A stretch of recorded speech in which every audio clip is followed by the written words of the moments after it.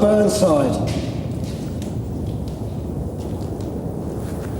Where is he? Morning, Alistair. Morning, sir.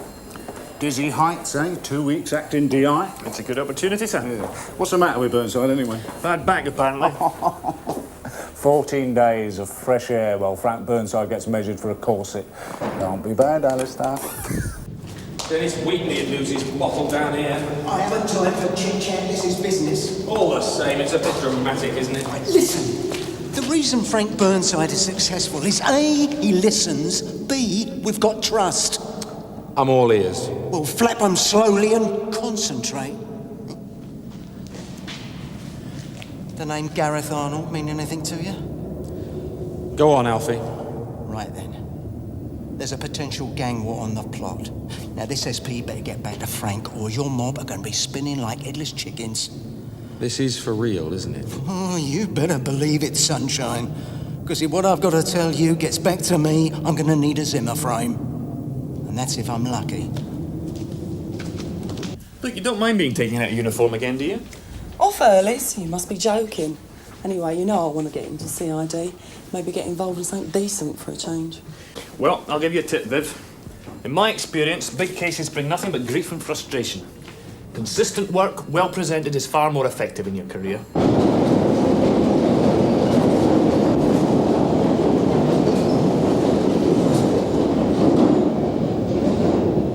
Eddie Purvis pulled the Mangan job. Come off it. The full whack. For a few bits of Capodimonte. But it was rubbish, Alfie. Purvis goes for cream. Yeah. Well, this was gold top. But there was no money taken. Oh, so the wadder notes that were choking horse is a figment of my imagination? Someone's been winding you up, Alfie. 50 grand, son. Do what? You check. That would explain why he was tortured. And ask Mangan about a dog biting one of them and all. Purvis? All I know is one of them was savaged. So where does this Gareth Arnold feature? He's a Geordie, right? He's just turned up and opened an antique shop on Victoria Terrace. So? He's a fence. He's got the stuff Purvis stole in the window of his shop, hasn't he? I see. He's staring him in the face. Purvis is not an happy man. Thieves fighting thieves. Sounds like good news to me. Listen, Purvis is an headbanger. At 50, he's past it. He's laid out 5 grand to all comers to do the naughties on Arnold. At last, we're getting there. Still doesn't sound like Purvis. Yeah? Well, he thinks the man is slipping from his grasp, so he's showing the young pretenders how it's done. It's going to take some ducking and diving to sort this out. If not, your governor's better order an extra supply of body bags.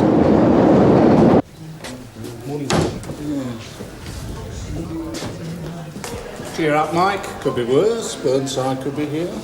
Wish he was. Ah, on flexi time, are we? I'm sorry, can we talk? Come in, take a pew. Thanks. I've been following up a phone call. Oh, yeah? The Mangan job. I thought that was dead. Not now, it's not. You got a new line on it? Several, actually. Good. Where's the information from? To be honest, that's a bit delicate. Mike, I'm in the chair. I'll take the responsibility. Let me give you the information first. Mike. Now, please, listen. When Mangan was robbed, he was tied up and tortured. Baby was thrown under the bed. He was burnt on the face. For what? Some Capodimonte and a few rings. They weren't even antiques. Thanks, Mike. I do know the circumstances of the case. There was £50,000 in his safe. When you think about it, it's so clear. He's a scrap man. He was fiddling his tax. It's simple. Of course, I can see that. I've got a name, and I know where some of the property is. And one of them was bitten by Mangan's Alsatian dog. He'll still have the marks on him. Well, come on, who is he? Eddie Purvis. That's very interesting. Let's get the file.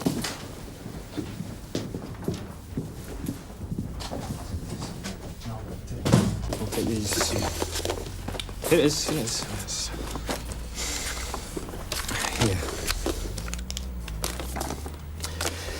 Those are in an antique shop in Victoria Terrace, run by a Geordie called Gareth Arnold.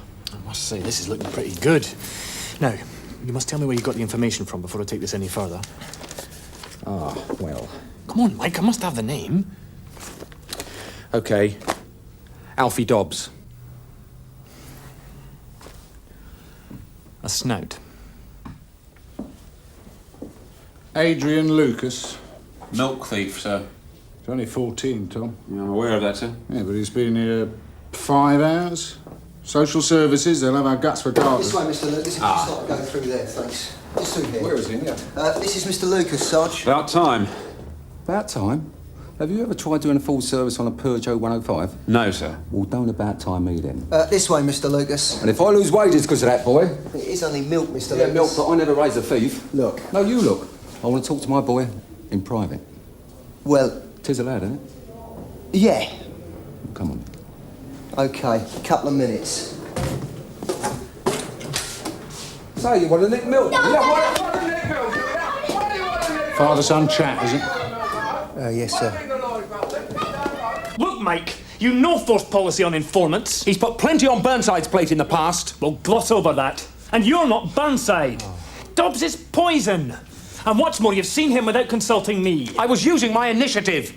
Initiatives? Oh, very well if you're dealing with a gas meter, but this is major crime.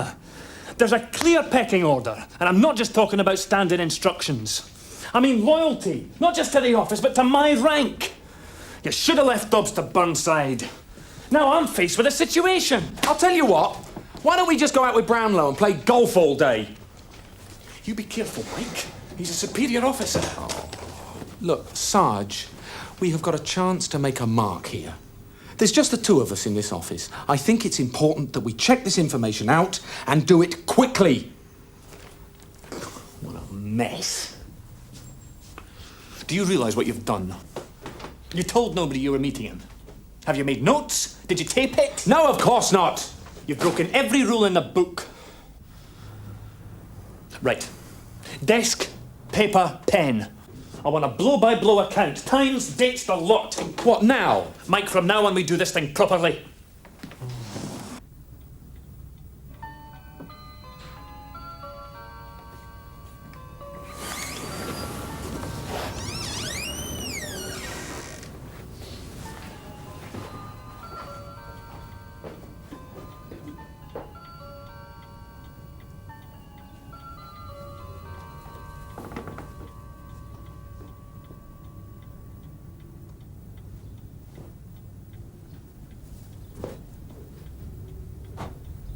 Right then, I'm warned her, OK?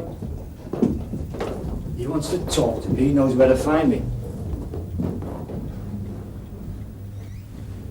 Can I help you? No, just browsing. Thanks.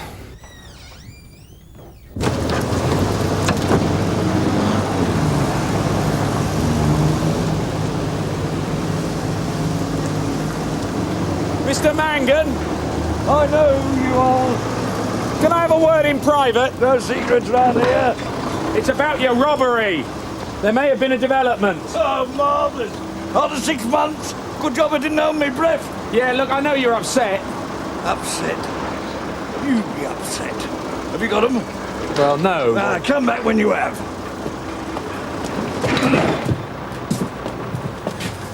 Look, I've been told there was a safe. Money? Oh? Was there £50,000 in that safe? Look, just tell me who these guys are. So I can take it there was money in the safe. What if there was? What I graft for, I keep. I'm on your side. I'm not going to go run into the tax man. All I want to know is, was anything else stolen? Well, I suppose you got a job to do. I wasn't going to broadcast I had a safe now, was I? No, I understand that. There was a Rolex Oyster. My son brought it back from Germany. That must be worth £1,000. Why didn't you tell us about it? 'Cause he didn't pay the duty on it, if you must know.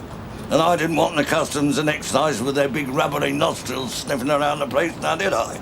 It's just the sort of stuff we should have known about, Mr. Mangan. I wouldn't have cared, but there was a nice inscription on the back. And if we'd been able to circulate that 6 months ago... Look, just kept my watch back. Ah, sir, have you had time to digest Dashwood's information? Digest it. I've been choking on it for half an hour. What's all this codswallop about gang warfare? It's only a whisper, sir. Well, it better not become a shout. You are checking it out. Yes, sir. It's all under control. Well, I want full consultation on this one. Yes, sir. I can't move for dogs attacking people. Postmen, women, children, but no Purvis. Be unlikely to use his real name. Let's be positive, Jimmy. We've got 2 more to go. Mike! All right, my shout. What are you having, Mike? Pint of Guinness, please, Viv. Excuse me, love. How are we doing, Jim? Not bad. There's 2 pieces of Capo di Monte in there, and it looks like it could be the stuff from the photographs. And there's pressure being put on. I spotted Huggy Thompson in there. Purvis's bully boy. Yeah. So everything Dobbsy said was spot on, then? So what's the problem? Oh, maybe Greg was right. I should have left the whole thing alone. Look, Greg wouldn't have tackled this on his own. He hasn't got the bottle. Yeah, I know that. But look, I want to go for this guy. What do? Do I go to Greg? Do I tell him? Or do I do it on my own? Look, you haven't got the time to go to Greg.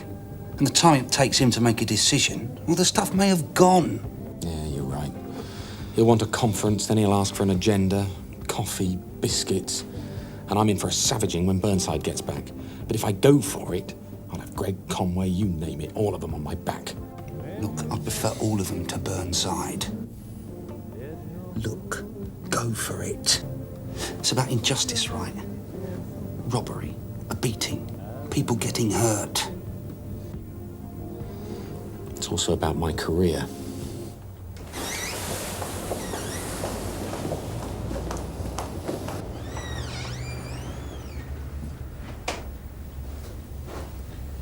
You just browsing or what? Mr. Arnold? Who's asking?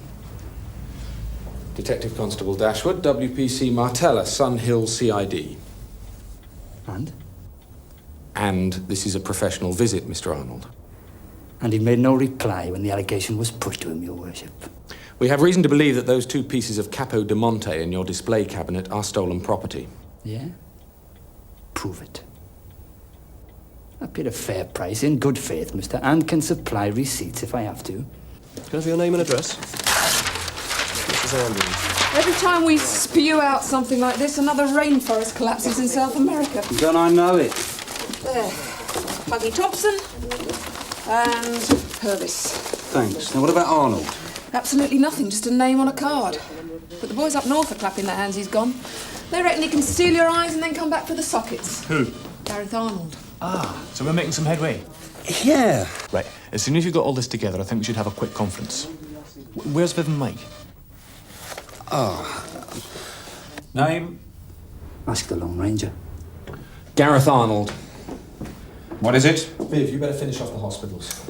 Sorry, Sarge. Handling. Circumstances, please. I have reason to believe that these goods were stolen in a robbery the 6th of April this year. I recovered them from Arnold's shop, and he refuses to say how he came by them. Is this correct, sir? Get nodded. Right. Address, please. What the hell's going on here? Hey, it might have escaped your notice, but I am the custody officer. Tom, it's important. It's got a bearing on this. Just give me a second. Be quick about it. You, take a seat. What on earth are you playing at? That property in there is from Mangan's. Oh, you've had it identified? Excuse me. No, but Mangan is on his way down here to have a look at it. Oh, great. Congratulations. You really are still in kindergarten, aren't you, Mike? What are you trying to do to me? Look, Sarge... Get upstairs. You and me are going to talk about this properly. It's important we know whether Mr. Purvis was treated for a dog bite on or about the 5th of February. Can't? You mean won't? Yes, all right, OK, you've made your point, sir. Thank you. No joy? Nothing. There's such a thing as consultation, Mike. He was asking to be arrested. Oh, you obliged. OK, now, we're going to look at this like CID officers. How much Capo di Monte do you think exists? How much research have you done? If the stuff belongs to him, then I think you'll find it's a bit more difficult than that, Mike. Do you realise there are thousands of little figures just like that all over the country? Oh, come on, Sarge. That's not the point. Have you spoken to anyone in the antique squad? Besides which, all he has to say is, I bought it in good faith at a fair price, officer. And at the same time keep a smile on his face. It's your task to prove he didn't. I'm being chained down here. That's right, you are. And a good job, too. Oh, look, I know I was taking a risk, but that's not... Yeah, well, next time I'll thank you to take a risk with someone else's job, not mine. Never let police work get in the way of your career. That's...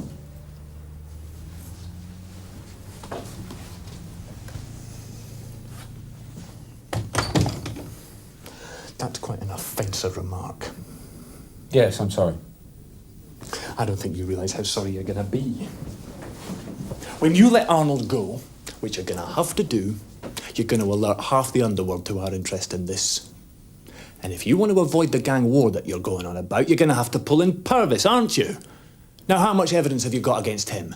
Circumstantial, isn't it? You realise I've already involved Mr. Conway in this? He knows what my recommendations to you were. You can't wait to stitch me up, can you? Not me, Mike. Peace. Excuse me. Yeah? Mr. Mangan's downstairs. He said he's been asked to look at some gear. Better go down and talk to him then. OK. Oh, and the watch, Mike. That Rolex, I've started to circulate it, but they say... All right, Viv. Save it, will you? OK.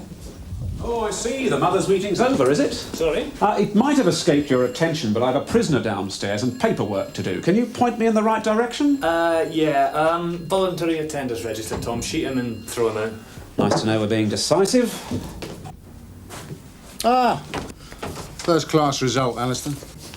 Beg pardon, sir? That juvenile. Oh. Amazing what a clip round the ear will do. He's admitting, sir. 56 jobs. Make the figures look respectable for change. That is good news, sir. Now then, how's your big case coming along? We've had Arnold in. Is he charged? No, sir. No evidence, I suppose. No, sir. It's not worth much, is it? This information of yours, it seems to be collapsing round your ears. If Dashwood had come to me first, perhaps things could have been avoided. Never mind about all that. Are we going to tie up the Purvis end of it? Dashwood's off for him now, sir. 20 silk cut, 1 gas lighter, 1 comb, 1 yellow metal bracelet. Gold. I'm not an expert, Mr. Purvis. Yellow metal. £170 in cash. Do you want to count it? We'll take your word for it, Sergeant. 1 small Walkman, 1 gent's wristwatch. You realise, sir, that we're retaining these for safekeeping whilst you're in the station. They will, of course, be returned to you if and when you are released. Will you sign the custody record to say that it's correct? You forgot about this, Sunshine. Not there, sir. Sign there underneath the last item. It's all right. I'll briefly look after that. Is there anyone you wish to inform of your detention? Family? My client has no family. You understand, Mr. Purvis, that Detective Constable Dashwood is now required to interview you about the offence for which you've been arrested. This will be put on tape. Perhaps this is an opportune moment for me to interject. Oh? Not a complaint, Sergeant, but there is something I must point out to you, and which I request is placed in the custody record in block capitals. Tell it to the officer during the interview, Mr. Varsi. No. This concerns the interview, Sergeant, and I must insist it is recorded. You see that Walkman? Yeah? The tape in it contains white noise. What? Let me explain. My client has a very severe condition called tinnitus. A heavy banging in the ears. An affliction acquired in his younger days as a docker. Well, I don't suppose you realize just how stressful a condition it can be. That Walkman is used to block it out.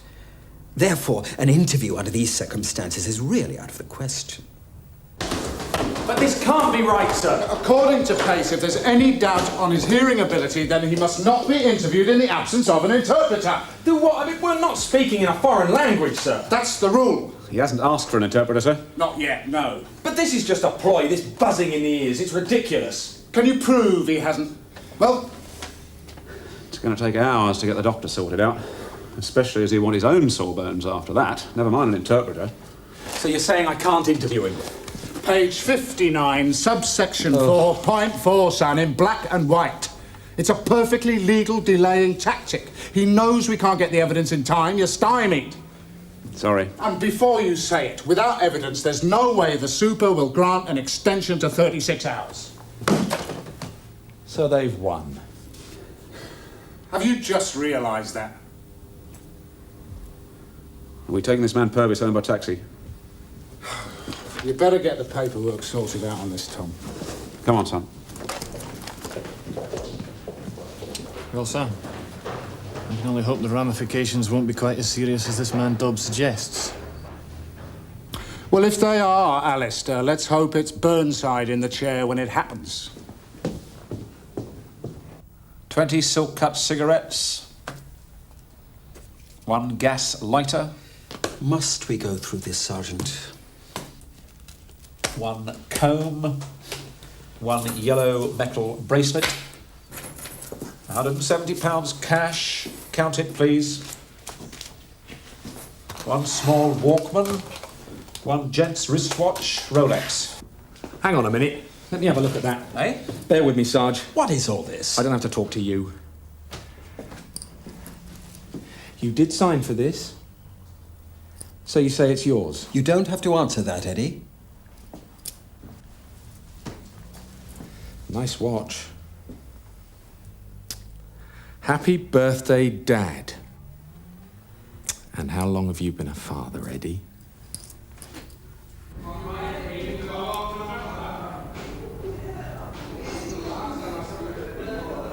I heard that at primary school. Who happens I'm carrying everything? Mike, Oh. second, please. More conferences in Wembley Arena. Want some Chinese for the conference, mate? Got no some more. Yeah. Good. Want some? No, no thanks. I've just been having a look at this file.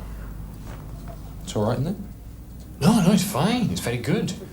We should have no trouble remanding Purvis with this. I've had a word with CPS. They're pulling out all the stops. Good. That's great. This watch and the money belonging to Mangan, is it? Mm-hmm. I think we should let the relevant authorities know about the duty owing. For God's sake. We're not going to do him for that. With all due respect, Mike, he's the only witness we've got. If we stand him up in court like that, he'll be discredited. I'm just dotting the I's and crossing the T's, that's all. Just so long as you're enjoying yourself.